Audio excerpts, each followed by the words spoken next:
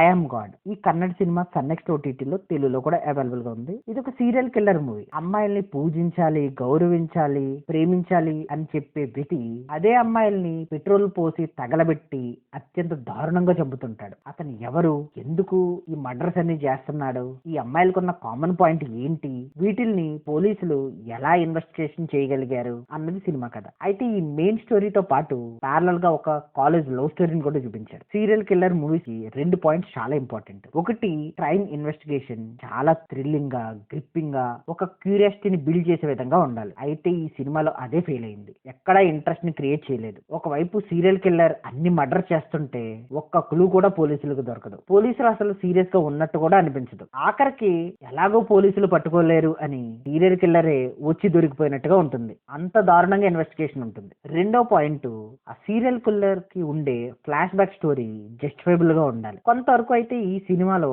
అది వర్కౌట్ అయింది. ఆ ఫ్లాష్ బ్యాక్ స్టోరీతో చాలా మంది కనెక్ట్ కూడా అవుతారు. కాకపోతే దాన్ని ప్రెజెంట్ చేసిన విధానం ప్రాపర్ గా లేదు. ఏదో స్టోరీ చెప్పినట్టుగా చెప్పించేశారు. సో ఓవరాల్ గా సినిమా స్టోరీ లైన్ బాగున్నప్పటికీ స్క్రీన్ ప్లే అండ్ ప్రెజెంటేషన్ బాగోపోవడం వల్ల దాదాపు 2 hours 40 minutes ఉన్న ఈ సినిమా ఓవర్ స్ట్రెచ్ చేసేసిన ఫీలింగ్ వచ్చింది. హీరో హీరోయిన్స్ క్యారెక్టర్స్ ని కొంచెం డిఫరెంట్ గా అయితే రాసుకున్నారు, కానీ ఆన్ స్క్రీన్ దాన్ని ప్రాపర్ గా ఎస్టాబ్లిష్ చేయలేదు. దాని వల్ల వాళ్ళ క్యారెక్టర్స్ లో ఒక కన్ఫ్యూజన్ క్రియేట్ అయింది. యాక్టర్స్ పెర్ఫార్మెన్స్ బాగుంది, ముఖ్యంగా హీరో హీరోయిన్స్. హీరోయిన్ హీరో మధ్య కెమిస్ట్రీ కూడా చాలా మటుకు వర్కౌట్ అయింది. కాకపోతే ఓవర్ రొమాన్స్ అనిపించింది. అలాగే హీరోయిన్ ని కొన్ని ఫ్రేమ్స్ లో బాగా చూపించారు, కొన్ని ఫ్రేమ్స్ లో బాగా చూపించలేదు. టెక్నికల్ గా ఈ సినిమా బాగుంది, తెలుగు డబ్బింగ్ బాగుంది, తెలుగులో సాంగ్స్ బాగున్నాయి. కాకపోతే ముందు చెప్పినట్టు screen play and writings biggest minus. ఫ్యామిలీతో చూడొచ్చా అంటే అత్యంత దారుణంగా కాలిపోయిన శవాలని చూపించారు. దానికి తోడు లవ్ స్టోరీ మొదలవడమే లిప్ లాక్ తో మొదలవుతుంది. ఇవి కొంతవరకు ఇబ్బంది పెట్టదు. ఇక ఓవరాల్ గా ఈ సినిమాకి నేను ఇస్తున్న రేటింగ్